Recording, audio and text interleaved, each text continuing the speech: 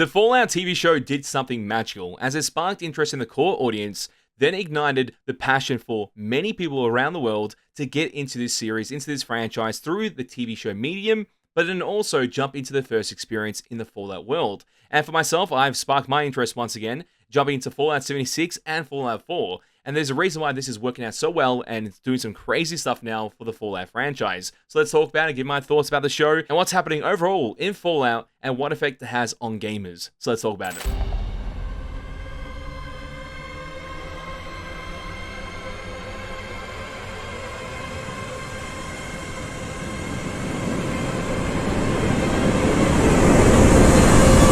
The TV show itself is exceptional, as it does highlight a lot of core ideas of what the Fallout franchise has within its lore, its characters, and how it feels to be in the game itself through a series medium. And it's really cool to see how it all interacts and all comes together, because there's multiple characters with each of their own missions, side missions, whatever you want to call it, but their personalities come true. And you got the ideas of skills and perks and how you categorize them. The characters have that to a certain degree as well, with some funny remarks happening throughout the actual show, which can be a cool moment for gamers as well. And it's like, oh look, there's an Easter egg there that connects to something they've done in the past, or a situation that's occurred for them in their Fallout experience. And for the people that did watch it and they didn't play the game, so they'll be like, what is that? Why is that happening? Or they just think it's a funny remark. And the way the show comes together is immaculate. And I believe it's directed from one of the Nolan brothers, which is a great thing to see, as they've done some crazy work in the past, and we could see it again over here in Fallout on the Amazon show. The surprising qualities of the Nolan brothers, having a movie that came out with a nuke earlier through Oppenheimer, now having another nuke drop through Fallout,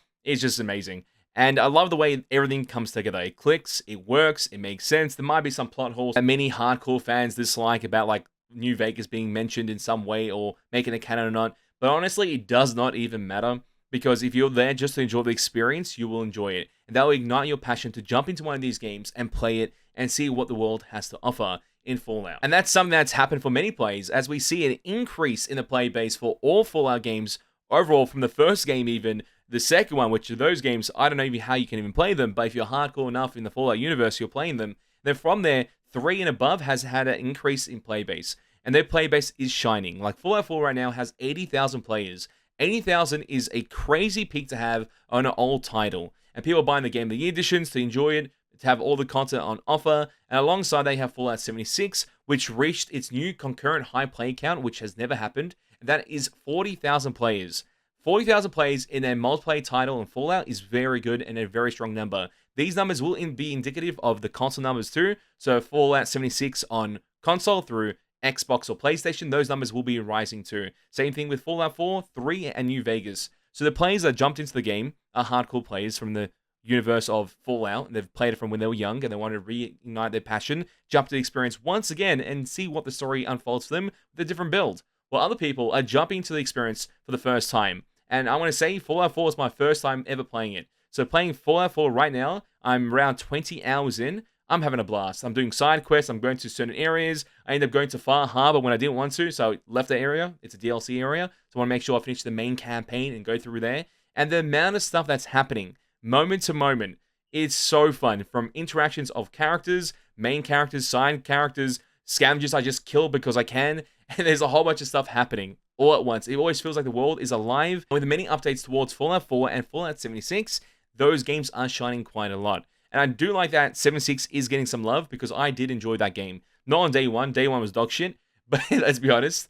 But after that, it did have a revival. I think I played it 1 year ago, and I believe they had 8 or more content updates, like huge updates highlighting some big things for the game. And it was a lot more fun to play. I didn't get to finish it because I had to move on to other games at that time. But now I'm going to be jumping into it and enjoying every moment and trying to get up to the most recent DLC and see how fun it actually is through the expansions they've added to the game. Because I think it'll still be fun, but a bit grindy, compared to the experience I can have in Fallout 4. That's why Fallout 4 has high numbers right now. It has 80,000. If you're a new player, jump into Fallout 4. It has the best graphics, the best experience overall for a new player. And then from there, you can jump into the older titles like Fallout 3 New Vegas, which are a bit more archaic, but they still have the same experience to offer, which is good storylines and good missions and good experiences. If that's what you're looking for, play those games. If you want something with friends, play Fallout 76. And that's why those numbers are increasing, and they will increase most likely for another week or two, and they will start to decrease because the Fallout TV show has ended.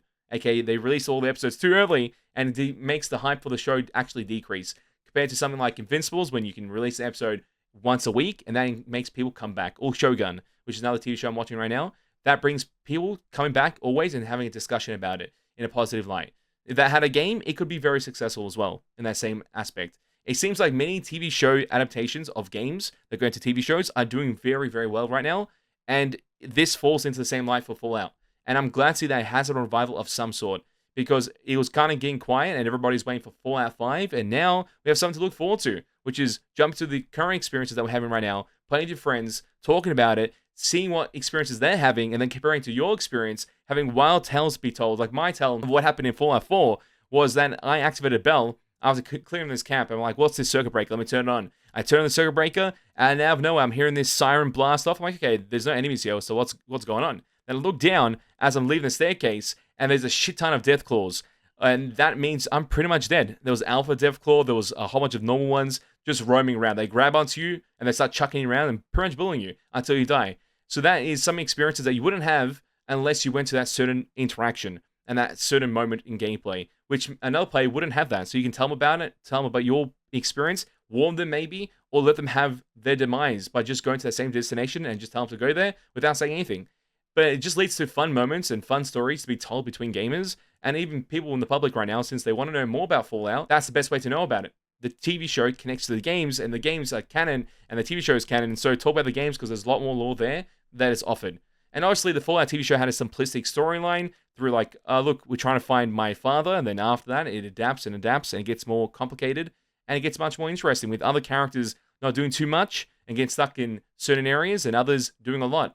So I can't wait to see what happens in Season 2 of that, because I think it's only going to spark more interest in Fallout, and the idea of having a Fallout 5 come out sometime soon might be a better proposition than Elder Scrolls 6. And this honestly gave the chance for many of the Fallout games to come back into life, come back to action, get revived, and be played once again. And that is good, because I think Fallout for Bethesda is one of their strongest titles because the way everything is done. The atmosphere, the vibe, the interesting elements of how everything is built upon, and I'm still trying to discover everything myself. So I'm going to have some fun doing that, going through some deep lore videos on Fallout, on YouTube or TikTok, whatever it may be, and just find out more about this game and what it has to offer through its lore, because that is the most interesting aspect. If I'm going through goddamn terminals and looking through all the logs to find every bit of lore information, you know I'm addicted to the gameplay already. So that's been a lot of fun for myself as I've been playing it and enjoying it at my own rate. But I would love to know what your opinions are on the Fallout TV show. Tell me in the comment section down below. Do you like it? Do you hate it?